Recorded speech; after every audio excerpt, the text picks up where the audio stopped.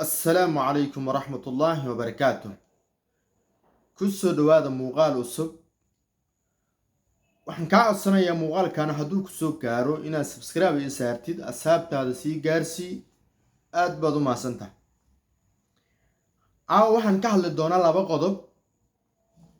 Qodob wuxuu ku saabsan yahay odiga meesha ka muuqda. Qodobna wuxuu ku saabsan yahay odiga kale meesha ka muuqda. Waxaan ku hormari doonaa Said Ali baan ku hormari doonaa. Said Ali sida la wada socotiin mase Soomaalida ay la socoto waa ninkii lagu eedeeyay in uu dilay haaskiisa oo weliba uu gubay. Ninkan dil baa lagu xukumay. Dilkii markii lagu xukumay qareenkiisii iyo asigii racfaan bay qaateen mar kale. Maxkamadii racfaanka ayaa maanta la iskugu yimid. Idii maartay xaq raadinaysay mase cadaalad raadinaysay mase qof kastoo Soomaaliyeed maanta maxkamad isha lagu wadahay inaan idin sharaxo kolleyba muhiim maaha. Laakiin waxaan rabaa inaan hal daqiiqo iyo wax ka yar Said Ali markii meesha soo istaagay garsoorku wuxuu weydiiyay wuxuu ku dhahay Said Ali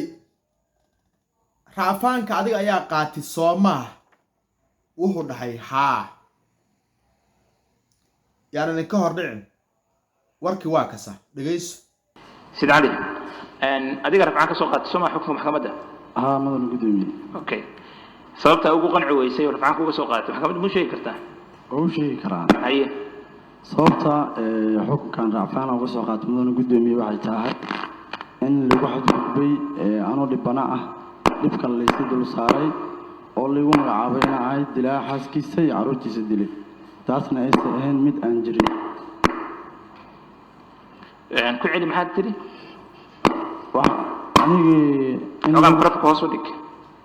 in lagu been abuurtay awgeeda xukunkan racfaan madan gudoomiye uga qaatay qof xaaskiisa iyo carruurtiisa dilay ma jiro waxaa lagu tilmaamay nin xaaskiisa iyo carruurtiisa dilay sidaa awgeed oo qof maxay ahayd lagu magacaabay qof dilaa ah dambigiina aan geysan sidaas racfaan uga qaatay waxaan halkan u imaaday in cadaalad helo sidee wax u dhaceen marka ma sheegi kartaa وين شيء كلام من قدامي أفف waxaan ka afeefanayaa Soomaalida waxay tiraahdaa afeef hore lahaw mas'ad keesi dambe lahaw afeef baan la bahayaa afeefta aan la bahayaa waxay tahay Said Ali su'aalaha la weydiiyay waxa ka mid ahaa qofka racfaanka qaatay adiga Soomaha asoo dhahay haa sababta racfaanku u qaadatay waa maxay wuxuu dhahay waxa leegu tilmaamay inaan ahay dambiile waxa leegu tilmaamay in xaaskiisa iyo ubudkiisa dilay baa leegu tilmaamay marka mana jirto nin xaaskiisa iyo ubudkiisa nin dilay ma jirto sababta afeefta u dhiganay waa halkaan waxa yar hal daqiiqo ka yar inaan soo dhageysano way fiican tahay horta Said Ali haddii xaaskiisii iyo ubudkiisii haddii gubitaanka iyo falku uu ka dhashay halka dhibaatada ka dhacday haddii ay ahayd wax maartay ka macbaa la dhahay wax saasay hadday ahaan lahayd ninka halkaan intii ka carro isbuuc lama raadi lahayn nin waxa ka dhaceen noqon lahaa meelihii hay'adaha iyo ammaanka ka jiro isku dhiibi lahaa mase gurigiisa asoo jooga loo imaan lahaa taasi aniga waxay la tahay hadalka ninka mase sida laga dareemayo xoogaa khalkhal baa ku jira sidaas daraadeed hadalka hadda uu ku hadlayana way muuqata hadal loo dhiibay inuu yahay sidaas daraadeed aniga ma dhahayo ninkan waa dambiile mana dhahayo dambina malaha ma dhahayo sababtoo ah garsoor ma ihi haye ninkii u doodayna ma ihi sidaas daraadeed markaatan uma ihi markaad kuma furi karo dhabku markuu dhacay ma joogin antaasi afaf bay ka tahay harigala hadliyaado haddaba Sayid Ali haddii raafaanka maanta la saaray mase raafaanka maxkamadda maanta uu soo maray maxkamaddii haddii ay ku hesho dembiga ah in ninkani uu qaatil yahay haaskiisii ubadkiisii uu dilay haddii maxkamaddii mar labaad caddayso oo lagu xukumo dil toogasho haddii lagu xukumo oo dil toogasho lagu xukumo oo sidaasay ninka dilka loogu xukumo 70% qabiil mase jifadan Sayid Ali uu ka dhashay qalbigooda ma fiyow sababta u fiyoweyna waa tara sababta jifadan ay qalbigeeda u fiyoween waxay tahay antiyana xamar joognay intiya dawladda jirtay ma arag qof maxkamadii xukuntay dil toogasho lagu xukumay aniga horta ma arag hadday Sayid Ali dil toogasho lagu xukumo oo jifada uu ka dhashan ay cagbalaan in ninkaasi la dilo la toogto waxa ka horeysa boqolaalka qof oo qaatiliinta oo dadka suuqay xabsiyaha ku jira waa in la toogtaa dilka Sayid Ali waxa ka horeeya boqolaalka qof ay maxkamaddu xukuntay dil toogasho lagu xukumay oo racfaan aan soo marin oo maxabsiyada ku jira waa in dil toogasho lagu xukumaa dhammaantooda Sayid Ali ayaga ayaa ka horeeya Sayid Ali asaga anta aan la toogin ka hor waxa ka horeysa dadkii gubay marxuumkii oo loo gubay sidee wiilkaaga gabadheena u jeclaan karaa oo intuu fallaar lagu dhuftay asiga orday gurigiis markuu ilbaabka garaa inta laga daba tegay shidaal lagu shibay oo taraga loo dhiibay oo la gubay waad ogtiinoo dadkii ninkaasay sida u galay ilaa iyo hadda xabsigay ku jireen waxa ka horeeya haddii gubitaan hadduu ka fiican yahay masgaxun yahaba Sayid Ali xukunkiisa waxa ka horeeya dadkii Axmed Dowlo dadkii dabka saaray Sayid Ali baa ka horeeyaan Sayid Ali anta la toogin ka hor dadka waa in la toogtaa umman wado qof kasto waxa gubay hal dil ma dhahayani sababtoo ah garsoorana ma ihi qof wax xukumayana ma ihi markaatana ma ihi laakiin waa in hadday cadaalad laga shaqaynayo garsoorka hadduu cadaalad ka shaqaynayo oo ummadda Soomaaliyeed xaqooda u kala saarayo waa in cid kasto qof bani aadam ah dishay mase dhab u geysatay waa in tiirka la geeyo si toos ah loo toogtaa qof kasto Soomaaliyeed wuxuu jecel yahay Luul Cabdiasiis inay cadaalad hesho cid kasta way rabtaa taas waa xaqiiqo laakiin xanuunka Luul Cabdiasiis aabaheeda maanta la dhaban yahay ilaahay gabadhiisa ha u naxariistee boqolaal qof oo waxa jira la dhaban dhibaatadaasi oo kale oo dadkii dad dilayna anti loo xukumay ilaa iyo hadda xabsiyada ku jiraan oo far loo qaadin baa jira marka Sayid Ali dilkiisa waxa ka horeeya boqolaalka qaatiliinta ama maxkamadda xukuntay xabsiyada ku jira waa in la toogtaa haddii dadka Soomaaliyeed haddii dantooda iyo cadaaladooda iyo gartooda haddii laga shaqaynayo waay taasi halkaas ayaan kale hal su'aal baan rabaa inaan weydiiyo garsoorka mase dawladda waxaan weydiinayaa mase garsoorka waxaan weydiinayaa sababta qof dil lagu xukumay mase dil lagu xukumay oo qaatila oo dawladda ay maxkamad xukuntay sidee xabsiga loogu hayn karaa sababta xabsiga loogu haysto baan rabnaa in jawaab horta laga helo kolleyba la heli ma waan hubaa inaan la helin waa hubaa laakiin waa in sida jawaabta ninkan loo rabo oo ah in la dilo cid kasta u rabto baa jawaab waxaan u rabnaa cid kasto oo la xukumay maxkamad xukuntay xabsiga ku jira sababta loo toogan waayo maxay tahay jawaabtaas baan rabnaa sayid cali warkiisa halkaa ii joogo aan u laabto odaygan maraykanka yaa ka dhacay maraykanka la jijiidaya ma arkino waddankan haddaad leedahay aydiid waa dhintay aydiid ma dhiman waa noolyahay ilmihiisaa joogo war wallaahi bilaahi tallaahi jiingadahaas xunka inaan ka guuraynaan ku dhahay xalay diyaara ahayn ciidan loo soo diri waay xalay diyaara ahayn annage ciidan in la soo diray ahayd ha loo soo diri waay jiingadaha baalkii dabdabis inuu soo diray ahayd ciidan soo geliyo faraha waddankan habargidira haysato yaa inuu ku korbitaamo maba yeelaynaba ma yeeli doono mana yeeli doono waddankan furaa qufulku lagu sheegaya habargidir waay isaga annaga kaaran maan tagno inaan tegna ka qaadanno kaaran ma tegi karnaa waa maya jingadiis ma soo burburi karnaa annaga soo ku dhihi karaa jingadaan idinka jijibana saana idin yeela saasa idin yeela subax walbaba ulmaha waa inagu soo galna aabaha dhaqaaqin baalada la soo wataa ciidanaa soo socda mar walba in la leeyahay gurigii waa ka tegi lana waraya ninkan sidii maraykankii oo kale aan u jijida aydiid waa noolyahay wallaahi ma dhiman aydiid waa noolyahay waxaa doo isleeyahay aydiid ma dhiman ilmihiisaa joogo wallaahi waddankaana habargidiraa ka taliso yaa dowladdana habargidiraa kula waday haddaad habargidiraa dabadin rabtidna runta sheeg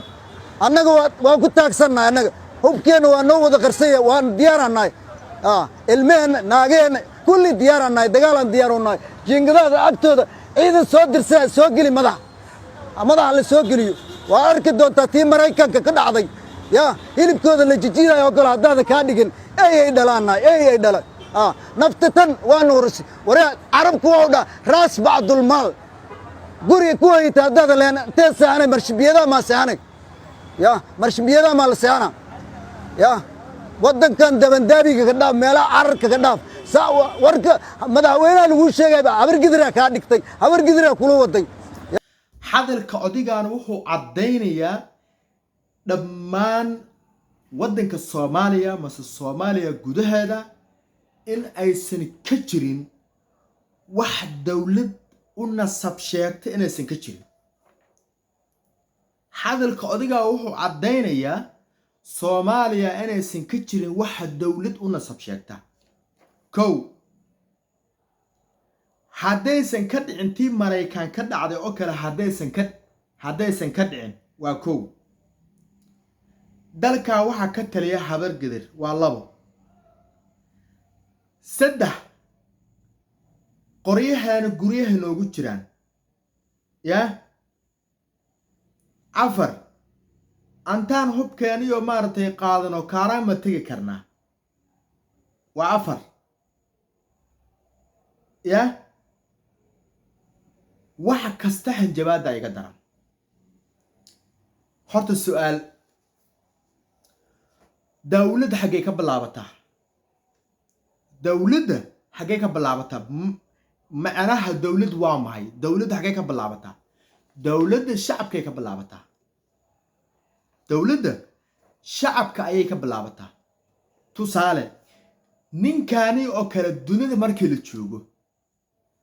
shacabka dhahdooda markuu sidaan oo kale u hadlo dunida wuxuu ka yahay argagixiso yacni ninkaas waxaa loo aqoonsanayaa inuu dib dambe bannaanka qorax dambe aan arag baa laga taliyaa sababtu maxay tahay waxyaabaha ninkan uu ka hadlayo dhammaantooda markii loo fiirsho hadalkiisu iyo safada dowlad u taagantahay markii loo fiiriyo dhammaan waxay caddaynayaan soomaaliya inaysan ka jirin waxa dowlad ah haba yaraatay inay dowlad ka jirin tusaalaha waa maxay ninkan wuxuu leeyahay soomaaliya waxaa ka dhici doontuu tii maraykan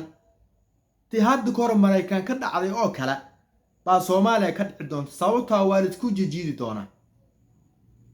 waddanka dowlad ma laha war waddanka dowlad ma lahayn miya ya aan u soo laabto dowladda kay ka bilaabataa dowladda shacabkuway ka bilaabataa shacabkana yay ku fadhiyaan sidee lagu magacaabaa sidee lagu gartaa shacabka markii dowladda ka bilaabato shacabkana waxa lagu garto mase lagu garto waa dowladooda dowladduna waa madda keliya waxa ay u soo saarto qaataan dowlad taasaa la dhahaa maantay waxaynu leenahay 13 dowladood baa Soomaaliya keliya ka jira aan u soo qaado maamul goboleed kastoo Soomaaliya ka jira cirifkiisa dambe cirifkiisa hoos inta u dhashay dagaal qabyaalad baa ka jira dagaal qabiil baa ka socda aan ku bilaabo galgaduud imisa sana galgaduud isku cunay war imisa galgaduud isku cunay ka soo tag xiiraan imow war imisa sana imisa bilood baa is cunay ka soo tag meeshii keliya hoogaha u rooneed mase ficneed baayi bakool mase koonfur galbeed buu ahaa imisa maalin baa la soconaya war xaggay ka dhacday dunida xaggay ka dhacday dowlad shacabkeeda qof kastoo qoriga baaki am guri ugu jiro sidee dowlad ugu noqotay sidee lagu xukumayaa ya sidee lagu xukumayaa madda kale darhaadii waxaa la sheegay shacabka Soomaaliyeed mas'id kastoo Soomaali u nasab sheegto ee uu ku farahday uu qabateentii xubka Soomaaliya la qaaday waxaan waxaan ka beriyay Ilaahay ha naga xiro hubkaas hubka leeyahay uu qabanteenta laga qaaday Ilaahay oo mar kale intii nijaastii hubka uu qabateenta qaatay intii fadhiistaa marka Ilaahay ha naga xiro sababtoo ah xubka marna hadii la soo fasaxo xubka wuxuu noqonayaa sida cadayga 2,000 u yahay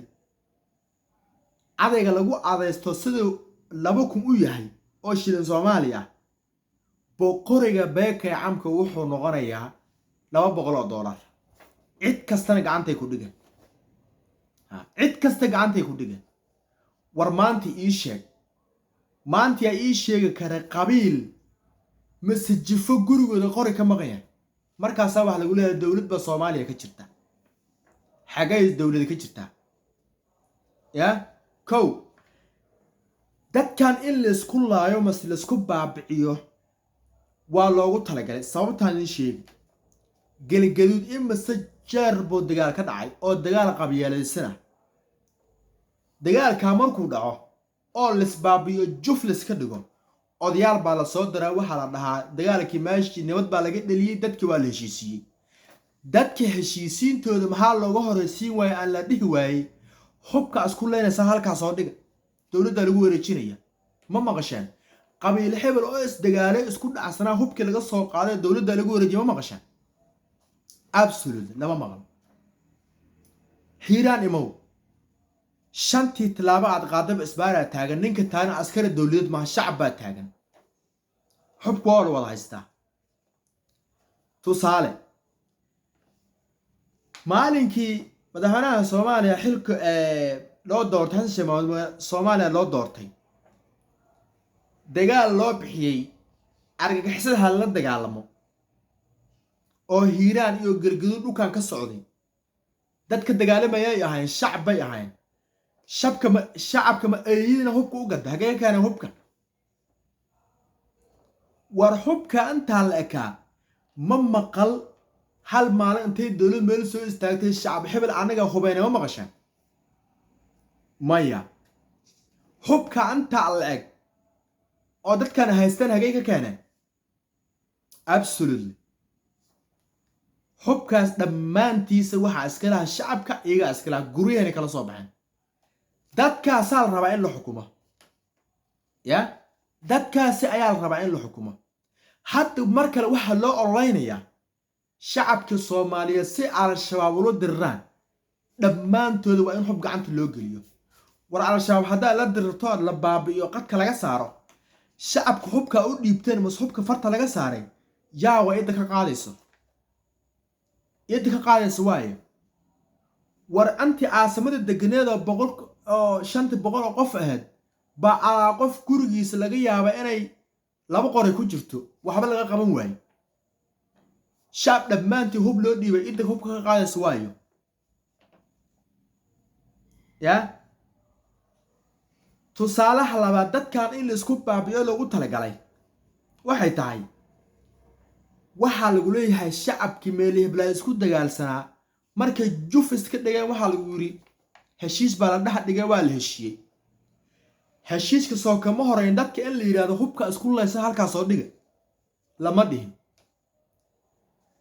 soo kuma ficnaan haddana in la yiraahdo labadii qof dagaalka bilowday mas'uuliyadda dagaalka bilowday maxkamadda la soo saaray hala soo qabto